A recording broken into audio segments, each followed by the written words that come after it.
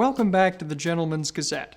In today's video, we'll discuss suit alterations and what a tailor can and can't do when trying to get a suit to fit you perfectly.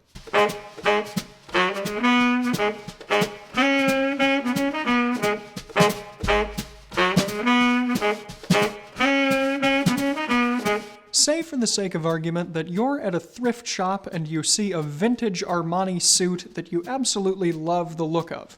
However, when you try it on, you find that the shoulders are much too wide. Should you buy it or put it back on the rack? In situations like these, the difference between getting a steal and wasting your money is knowing whether or not an alterations tailor can successfully complete an alteration to make the suit fit you better. So, today's video will cover what an alterations tailor can and can't do. By the way, before we jump in here, today's video will use quite a bit of suit terminology. If you're unfamiliar with any of these terms, you can find our video on suit lingo here. First, covering the broad question of size, how many sizes larger or smaller than your actual size can you go when tailoring a garment? The first general rule of alterations tailoring is that taking away or reducing the amount of fabric is usually doable, but making a garment larger almost always is much harder.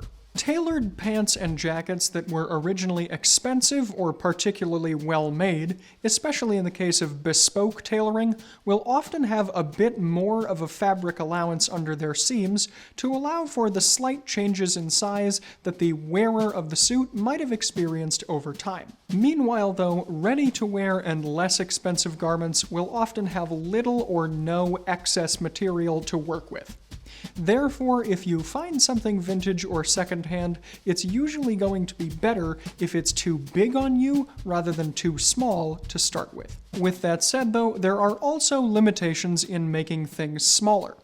A suit jacket is quite complex in terms of construction and can't simply be shrunken down multiple sizes because the proportions will be altered and the elaborate structure such as the lining, padding, and pockets will have to be reconstructed to the point that it would be more cost-effective to just buy a whole new jacket. It's not going to require major surgery to cinch the sides, waist, chest, and arms, but we'll cover this in greater depth in a moment. The rule of thumb here is that you can go down 2 sizes at a maximum, but a jacket or pair of trousers that's only 1 size different from you is usually a safer bet. Jackets that are too large are often going to be too large in the shoulders, which, as we'll discuss momentarily, is a very hard, if not impossible, thing to alter. Trousers are a bit more forgiving, especially if you want to go with a high-waisted look.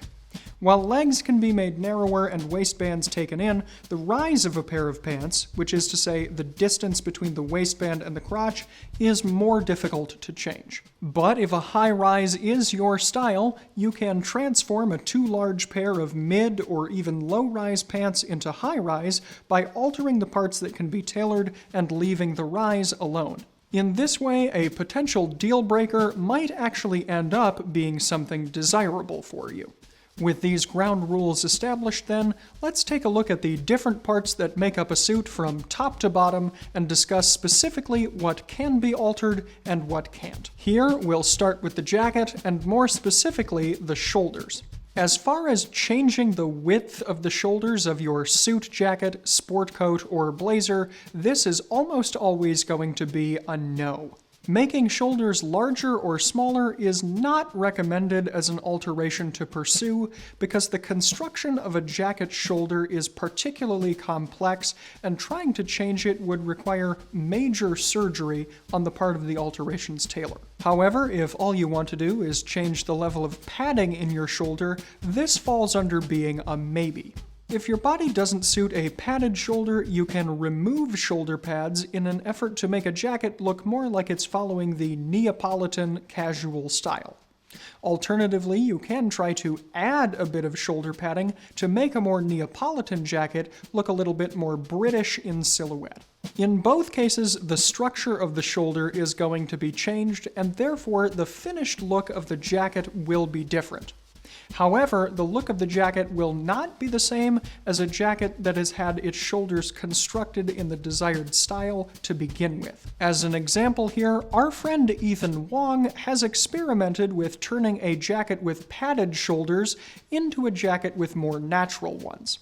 He called on the services of an experienced tailor who also changed the structure of the shoulder in addition to just working with the padding. Ethan wasn't trying to pass the garment off as true Italian tailoring, he just wanted to improve the overall look and fit of the jacket on his individual frame. If you go this route, it's important that your tailor be especially experienced and the jacket be one that you're willing to have significantly altered. Next up, we'll discuss changing the collar on a jacket, which also falls into the maybe category. This probably isn't an alteration that many men are going to think about in having an impact on the finished jacket, because a collar is a relatively small piece.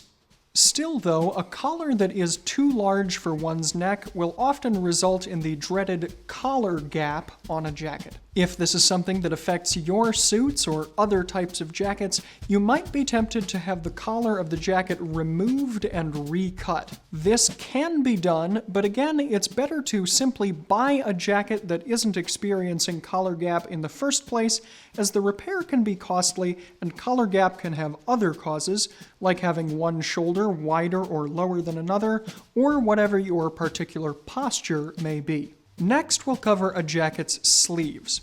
Narrowing, lengthening, and shortening sleeves on a jacket all generally fall under the yes category. Sleeves may be the easiest part of a jacket to change. After all, they're essentially just two tubes of fabric with little to no structure to them. Narrowing sleeves that are too large around the arms can be a fairly easy alteration. Similarly, making sleeves slightly longer or shorter is also fairly routine, as long as you're working in the wheelhouse of about a ½ inch or so. Longer lengthening, however, even if there's enough excess material to make it work, can make the buttons on the sleeve look too far away from the end of the cuff, which throws off proportions. Shortening the sleeve too much might make the buttons look too close to the edge of the cuff. If the buttons are fully removable from the jacket sleeve and there are no buttonholes sewn in, these more extreme alterations can be performed, but this is probably going to be a somewhat rare case to meet all of these criteria. However, if you've got working buttonholes on your jacket sleeves, this is going to be a more difficult alteration. It isn't actually possible to sew up the buttonholes because they're actually tears in the fabric. In order to get this done, you'd have to call upon the services of a reweaver. Needless to say, these are highly qualified specialists that are rare to find. This is actually one instance then where a higher-end tailoring detail can be detrimental to alterations. So if you find a secondhand jacket with working sleeve buttonholes, make sure that the sleeve length doesn't have to be changed significantly. In fact, even cleaning up the stitching on non-functioning sleeve buttons can be challenging, so exercise caution. And depending on your fabric reserves here, an alternative is to have a skilled tailor remove the sleeve and lengthen or shorten it from the shoulder rather than the cuff. However, these are both more extensive and expensive operations. By the way, to learn more about sleeve length, you can check out our in-depth guide here. Speaking of sleeve buttons, when you buy a higher quality tailored jacket, it's usually going to come without the buttons sewn onto the sleeve. That way, you'll be able to determine the length you want more easily. So adding buttons to the sleeves of a jacket is a yes then, and it might seem like a fairly necessary and routine operation. Many small or local tailors or seamstress shops often won't have the ability or the equipment to perform this service and might complain that it's difficult for them.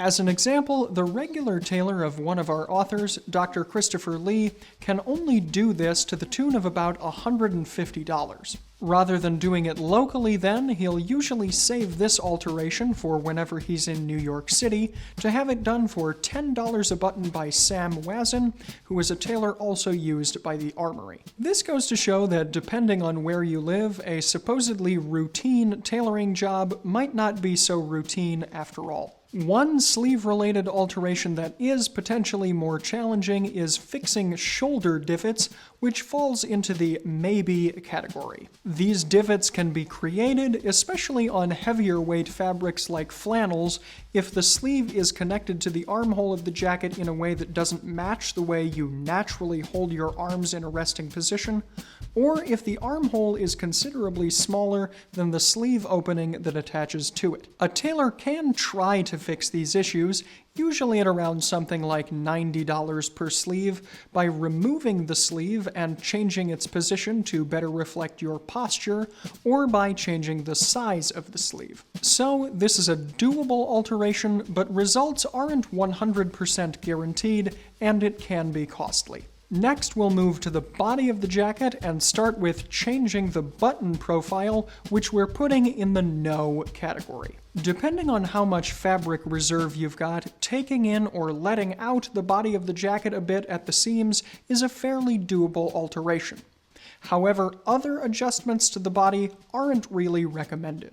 Subtracting buttons, like turning a 3-button jacket into a 2-button, isn't recommended because it would require closure of that third buttonhole, which can't be done cleanly. Moreover, the placement of the remaining buttons would also have to be different, so the same is true for plans to turn a hard 3-button jacket into a 3-roll 2, where the top button is rolled under the lapels slightly. Speaking of the lapels, trying to change them is mostly going to be a no. If you have a single-breasted jacket that you love, but you dislike its peaked lapels, you might be able to turn them into notches if there's sufficient fabric. Peaked lapels are usually going to be larger and wider than notches are, so the possibility for this specific change might be there unless you're dealing with a particularly anemic peaked lapel. The opposite alteration can't be done, however, as a peak lapel naturally requires a bit more fabric than a notch to start out with, and you won't have that extra fabric there from the outset. If this lapel changed from a peak into a notch is going to remain the same width, it should be a fairly easy alteration. However, if you want the resulting notched lapel to be slightly narrower, the canvas of the jacket would have to be reshaped, so this would be more substantial. However, you're almost always going to face issues with the lapel buttonhole, as it will usually run upward on a peaked lapel and downward on a notched lapel. The position of the buttonhole would also most likely have to be different between lapel styles. If this doesn't bother you, it's something that you could explore. However, if you're already going this far to perfect a jacket, the odd angle of the resulting lapel buttonhole will probably be bothersome to you. With all this in mind then, the only alteration we'd really recommend on a lapel is adding a loop on the back of fabric to keep your boutonniere stems in place. You can do this with a tailor or even do it at home. Or if you'd like to take a particularly low-tech route here, you can even just use a safety pin on the back of your lapel. Next up is reshaping the quarters of a jacket, which falls into the no category. The quarters represent the lower front flaps of your suit jacket panels, the area below the bottom button, also called the skirts of a jacket. These can be either closed, meaning the flaps of the jacket lie almost straight down when buttoned, or open, meaning the panels are curved and cut away or flared out when buttoned. The former look is more conservative and businesslike, but if you want a bit of Neapolitan bravado, you might consider having your quarters opened. Simply put, however, cutting away and reshaping the panels will alter the button position on a jacket and really can't be done attractively or reliably. As far as shortening a jacket is concerned, we're going to call this one a maybe. While lengthening a jacket is almost always going to be impossible because there isn't enough extra fabric to exploit, shortening a jacket from the bottom can be done, provided you're only doing so by a very small amount. If you were to remove too much length, the position of the pockets and bottom button would look dangerously close to the bottom of the jacket, a cumulative look that's even worse than having buttons too close to the edge of your sleeve. Next up is changing the vent openings on the back, which we're also going to call a maybe. These days, the majority of quality suits are going to be sold with double vents at the back. However, if you own a cheaper jacket with a single vent, or a vintage or Italian-style jacket with no vents, you may have toyed with the possibility of converting the vent style. Realistically, you can't increase the number of vents because you need to have enough fabric to cover the seam and lining that will be exposed on the edges of the new flaps. On the other hand, though, closing your vents is possible since there are typically going to be seams on the backs of jackets that can be carried all the way to the bottom. That's the jacket covered then, so next let's move on to alterations concerning a suit's trousers. First, we'll cover hems, cuffs, and general leg length on pants, which all fall under the yes category. Following the general principles we mentioned at the beginning of the video, trouser legs can always be made shorter, but making them longer depends on how much fabric reserve you've got at the bottoms. Quality dress pants are usually sold unhemmed with a good deal of excess fabric at the bottom, but a tailor often won't leave too much of this behind when they're done hemming the trouser. This extra material, though, can also be turned into cuffs if you so desire, and the opposite, removing the cuffs on a pair of trousers, can also be done fairly easily. For more information here, you can take a look at our videos on how pants should fit and whether or not you should wear cuffed trousers. Tapering and decreasing leg width also falls under the yes category. Trouser legs can't typically be made wider, but they can be made narrower fairly easily, especially from the knee to the bottom. Tapering, in fact, is one of the easiest alterations that can be done. An 8-inch opening is going to look best for most average men, but of course that will come down to your individual proportions. Finally here, adding to and subtracting from the waist is also generally going to fall under the yes category. Because it's commonly understood that waistlines can fluctuate in size, and indeed most of us have been there, pants manufacturers are often fairly generous in providing allowances of material to enlarge the waistband and upper part of the seat from the waist toward your rear end. The exact amount of fabric varies by size, but at least 2 to 3 inches is usually found in excess at the rear seam. Removing this much fabric in the 2 to 3 inch range, also at the rear seam, can usually be done as well. We wouldn't recommend altering more than this amount though, as the rear pockets would start to get too close together. All changes to the waistband should also require some change to part of the seat. And to learn more about the many features of a pair of pants, you can check out our comprehensive guide here. If you understand the different construction components of a suit, then you'll find that there are actually a wide array of different alterations that are possible. Understanding the specific anatomy of a pair of pants or a tailored jacket will make you better aware of what can and can't be done. So, study the garments that you own.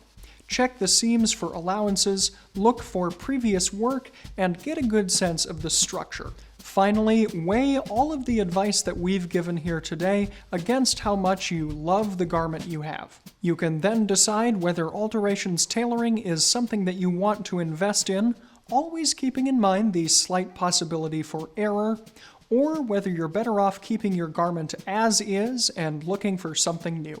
In today's video, I'm wearing a gray suit that is, overall, in pretty desperate need of some tailoring to fit me better.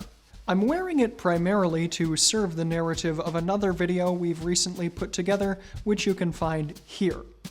However, its various deficiencies in fit can give good visual examples of things that could or couldn't be altered based on the advice we've given today. In fact, let us know in the comments what alterations you think could be done to this suit. I've paired the suit with a plain light blue dress shirt and a number of different accessories from the Fort Belvedere shop.